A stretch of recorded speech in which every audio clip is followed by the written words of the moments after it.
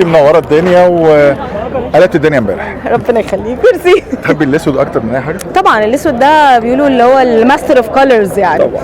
الناس شغاله بالها انجي خست انجي زادت، ايه الحكايه؟ انا مالي، انا يشغلوا بالهم هم، مش بالي انا حره، انا تمام. انت حابه دلوقتي الشيب اللي انت عليه؟ انا حابه نفسي، شيب بقى، خسيت، تخنت، طولت، قصرت، حابه نفسي. تمام. من اكتر الناس اللي دعمت شيرين وهاجمت اي حد انتقدها، خصوصا لما وزنها زاد، بس النهارده شايفه رايك في شيرين واللي بيحصل حواليها ده؟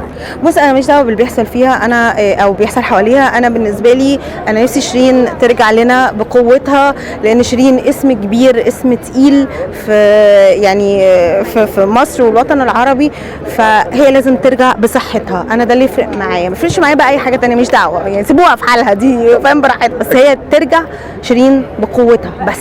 ليكي كان في تصريح كده انتقدتي فيه الرجاله احيانا، فانت بقى دلوقتي مع جبهه ياسمين عز في ان الراجل اللي يعمل اللي هو عايزه، ولا جبهه رضوى الشرويني ان الراجل لازم ياخد على دماغه؟